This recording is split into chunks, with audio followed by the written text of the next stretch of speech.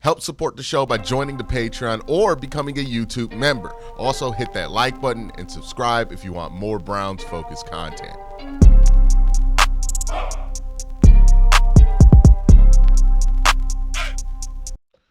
After the Cavs' impressive back-to-back victories against the Golden State Warriors and the LA Lakers, they are now 29-4.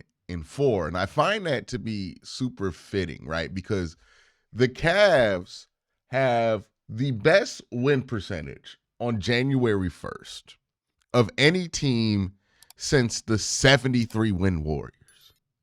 And you would think them beating the old guard of the NBA, right, Steph and LeBron, back-to-back, would be something that a lot of people would talk about, a lot of people would bring up because, I mean, that's incredibly impressive. I remember when I looked at the Cavs schedule, I was nervous about what they would do after Christmas because it seemed like a very tough stretch. You had 4 road games against, well, not 4. Yeah, 4 road games, 3 of them against some of the biggest contenders or biggest names in the Western Conference. The Cavs went through Jokic. They dominated, beat him by 20. Cavs went through Steph, dominated, beat him by 20. Cavs just went through Bron and AD, dominated, beat him by, 15?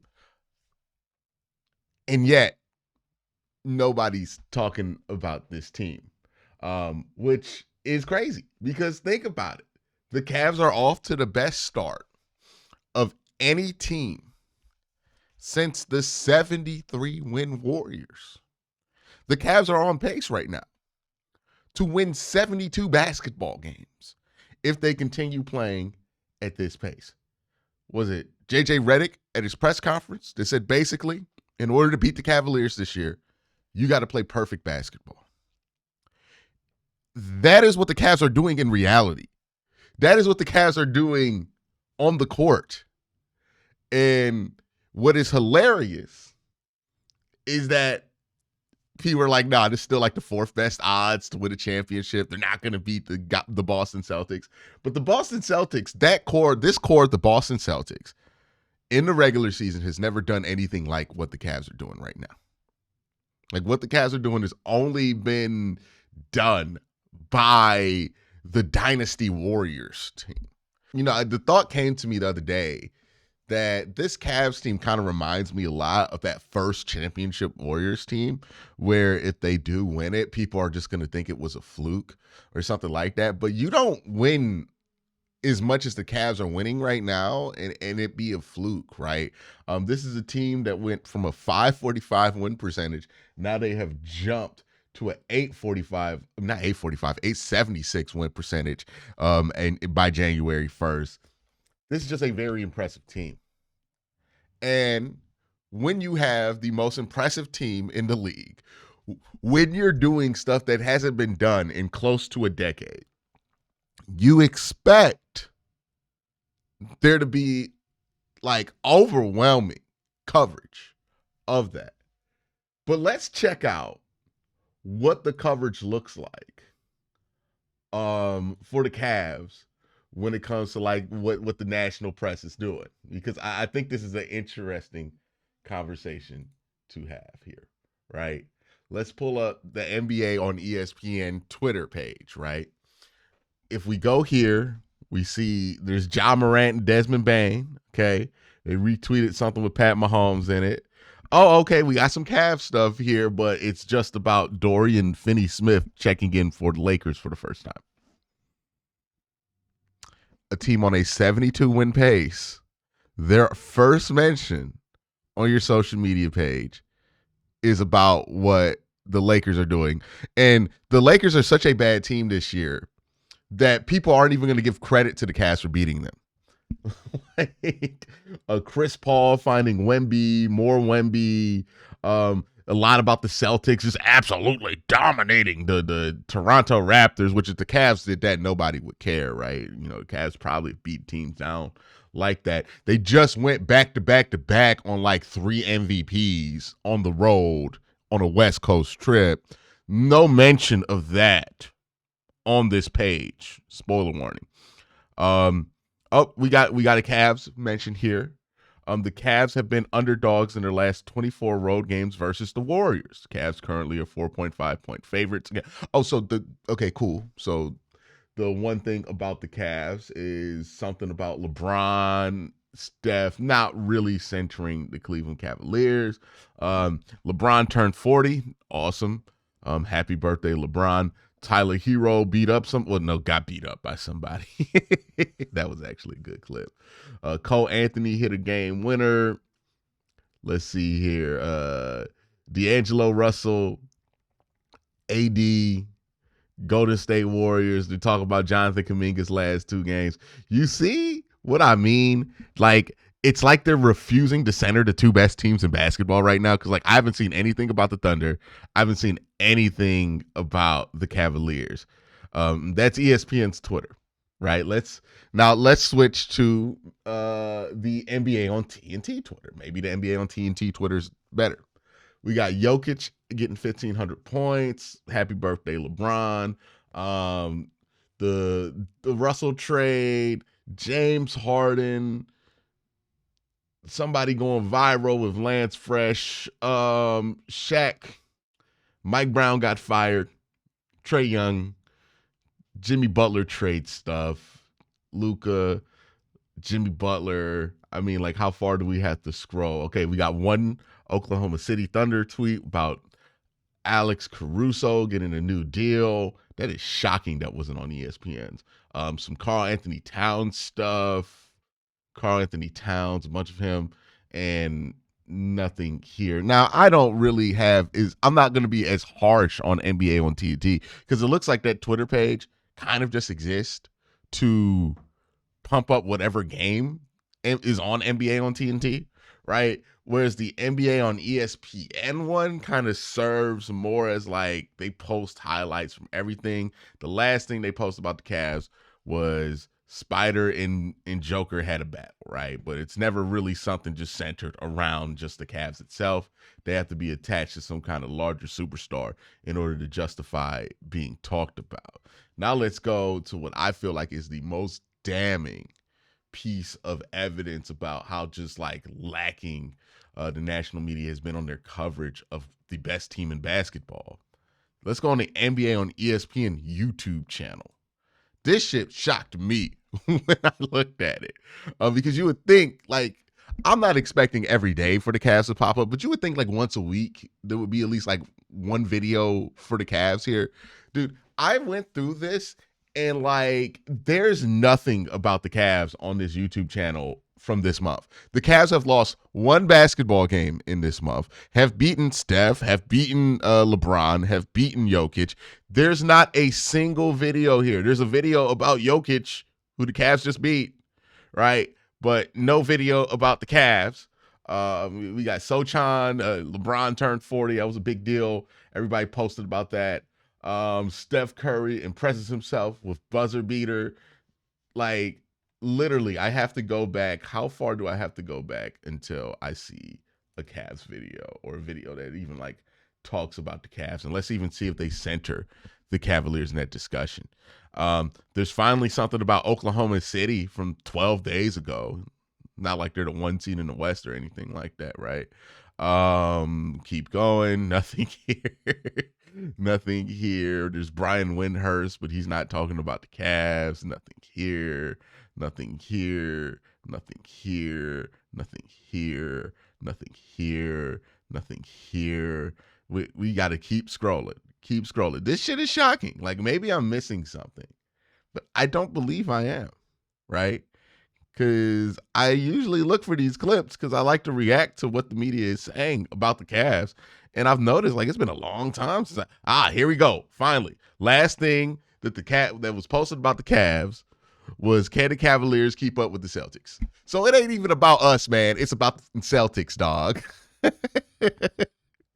This is a abysmal job, dog, of highlighting and making sure that you make every team feel important because the Cavs are doing something historic right now.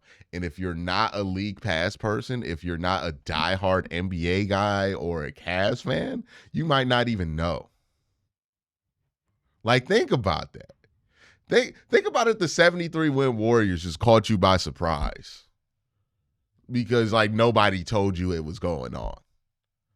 That's what's going on. It's ridiculous. It's just straight up ridiculous how this whole thing has kind of went down and just um how bad the NBA's kind of media apparatus is at promoting his own game. Because I hear people talk about all the time, like, oh, the NBA ratings are down because the product is bad. And I don't know what games they're watching, but I watch mainly the Cavs games. And, like, the product seems fine to me. Like, the Cavs play great basketball. They're pretty fun. But people at some point got told if it's not a superstar going off for 50 points or two superstars going back and forth off 50 points, then it doesn't matter, right? Like, part of me wonders, did the NBA do themselves a disservice by how they covered the Spurs, where like everybody kept talking about how boring the Spurs were and how the Spurs weren't entertaining and how you don't want to watch the Spurs when they play basketball. But in reality, all the Spurs did was play really clean, really crisp, fundamental basketball, which is fun to watch to me. And I think the NBA accidentally trained its fan base to not actually want to watch good basketball. Like, they don't want to watch that, or at least they don't think they want to watch that. But if you put the Cavs on national TV more, maybe people wouldn't say the product is shit. Maybe if you put the best teams in basketball on TV more often, the product would look better. Now, I know people have their issues with refereeing and all these other things with how the NBA has changed rules and made things different. But at the end of the day, it's still basketball, and it's still fun to watch when you're watching good teams play.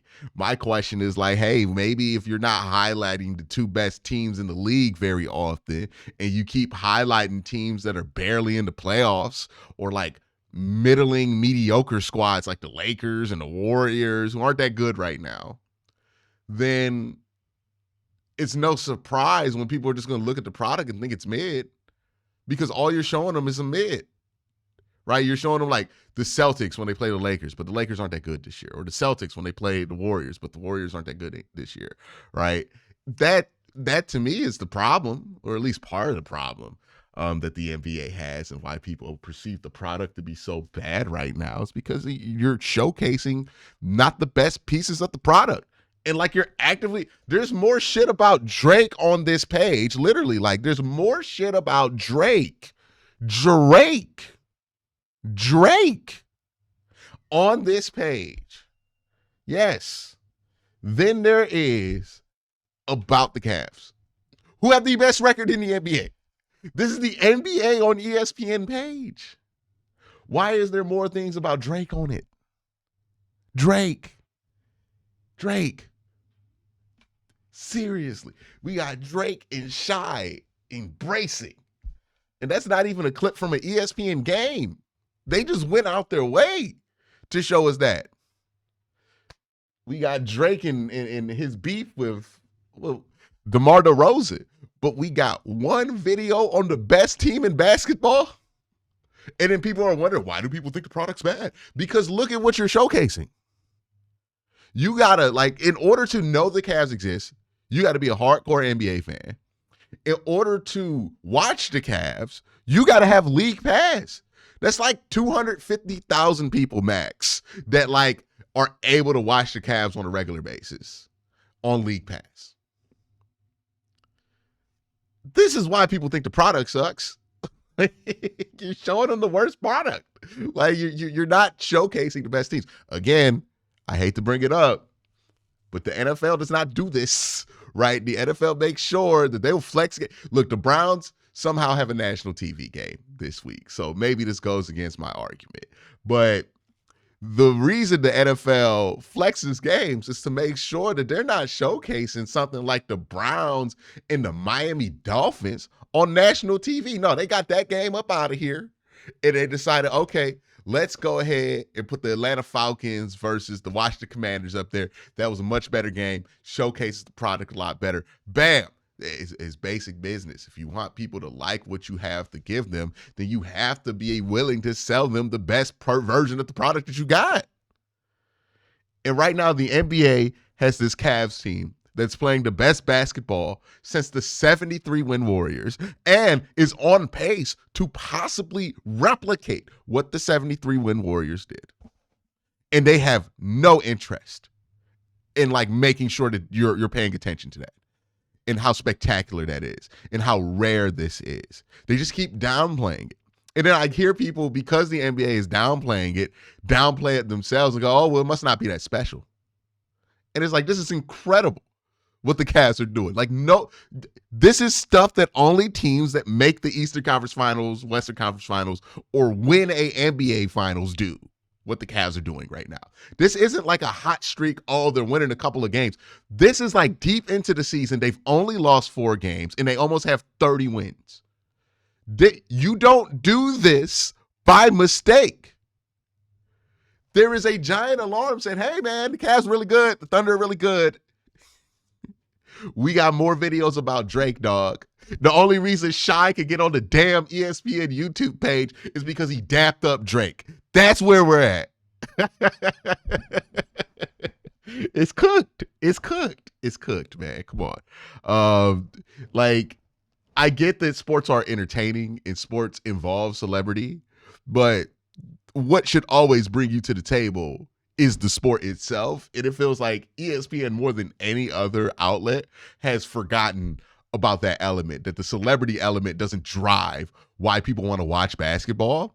It's the basketball that drives why people want to. Like, I think they have executives up there with this Cavs Oklahoma City game coming up, and they're legitimately in there like, oh man, how do we sell this game between the two best teams in basketball? There's nobody famous to center this game around, right? Like, Shy's not that famous. Donovan Mitchell's not that famous. Like, these guys are famous in basketball circles, but like, I bet they're like struggling to market this. And it's like, it's the easiest thing to market. Just market the basketball. But everybody's ESPN especially, their NBA division is so obsessed with the celebrity part of it that they can't even recognize that they need to focus on the basketball. That's what people are telling you when they say, hey, the product's bad. It's like, okay, well, what are they watching when the NBA is on national TV? They're not watching the Cavs. So that might be part of the problem. Y'all let me know. Y'all have a great day.